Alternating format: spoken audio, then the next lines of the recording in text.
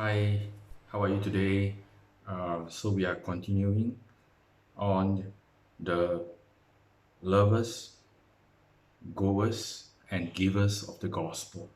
So, this clip will be dedicated to the lovers of the gospel. As you know, in the last clip, I talk about Mary, the sister of Martha and Lazarus, how she was a picture, a typology of the lovers of the gospel. So let me read to you Matthew 26, verse 12 to 13. For in pouring this fragrant oil on my body, this is what our Lord Jesus was saying. For in pouring this fragrant oil on my body, she did it for my burial. Assuredly, I say to you, wherever this gospel is preached in the whole world, what this woman has done will also be told as a memorial to her. So, what she did was so important.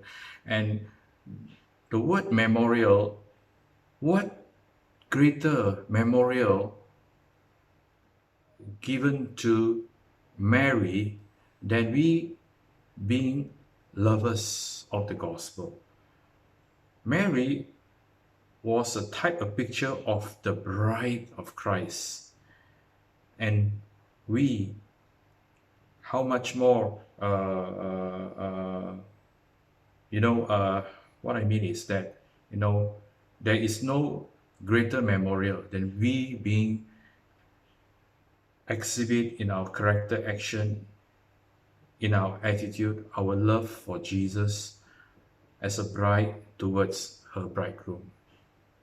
So let's turn to Acts 13. If you're using a physical Bible, likely you are not looking at the Bible. You just have to depend on me to read. So I'm using my laptop.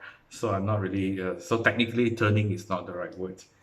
Okay, Acts 13, verse 1 to 3. Now in the church that was at Antioch, there were certain prophets and teachers: Barnabas, Simeon, who was called Niger, Lucius of Cyrene, Manaen, who had been brought up with Herod the Tetrarch, and Saul. And this Saul is later called Paul, right? Whom you know quite well. As they ministered to the Lord and fasted, the Holy Spirit said, now separate to me Barnabas and Saul for the work to which I have called them. Verse 3. Then having fasted and prayed and laid hands on them, they sent them away. Notice, they ministered to the Lord and fasted. And it is not praying, because that is, verse 2 is, as they ministered to the Lord and fasted. Verse 3 is, then having fasted and prayed. So earlier was ministering to the Lord. Then only the Holy Spirit spoke to them to separate, to dedicate to God Barnabas and Saul Paul for the great missionary work, the beginning of their missionary journey. So important, right? How do we minister to the Lord? Is through praise and worship. It is giving pleasure to the Lord through our praise and worship and fasting, right? And then what happened? God began to do a great work. And the beginning, the launching of the missionary journey of Barnabas and Saul, the missions, the gospel going forth, right? So it was after they ministered to the Lord and fasted. So let's turn to Luke 5. So fasting here is emphasized not on getting what you want from God, but dedicating ourselves to God, to love Him, to give ourselves to Him, like a bride to the bridegroom, like Mary, who spent time to sit at the feet of Jesus. And in Acts 13, the prophets and teachers ministered to the Lord. And minister to the Lord means giving God pleasure. It means that they were praising and worshiping the Lord. And Luke 5:34-35, and Jesus, he said to them, can you make the friends of the bridegroom fast while the bridegroom is with them? Verse 35. But the days will come when the bridegroom will be taken away from them. Then they will fast in those days. Bridegroom will be taken away means the ascension, resurrection and ascension, okay, to the right hand side of the Father, to heaven. So what was the difference between 34 and 35? 34 they don't fast, 35 they fast. 34 they were friends, and 35 they became the bride of the bridegroom. So we see how the lovers of the gospel, right, is so connected.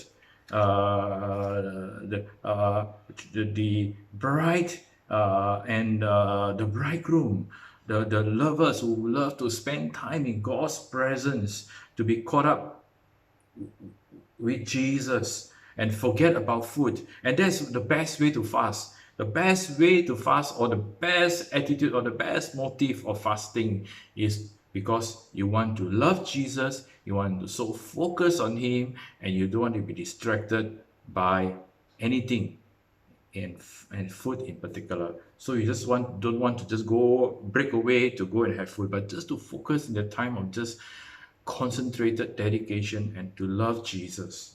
And let's read Psalm 96 verse 1-3. I want to connect how praise and worship is connected to the gospel, to missions.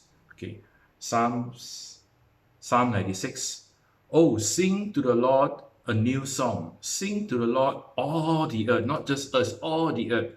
Sing to the Lord, bless his name. Proclaim the good news of his salvation from day to day. Declare his glory among the nations, his wonders among all peoples. You see how praise is so connected, right? Connected to the gospel, to missions, to salvation of all peoples on earth. Psalm 98.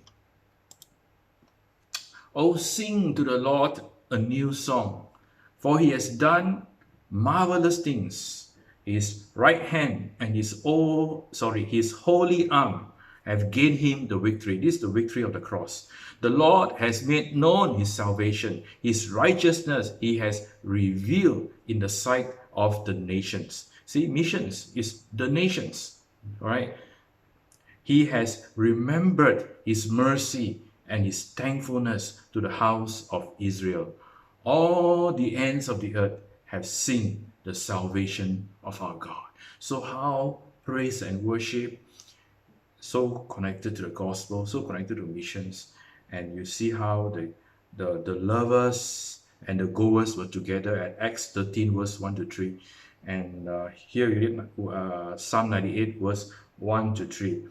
So the lovers is infectious. The love for the passion for Jesus is it's infectious in a good way. All right.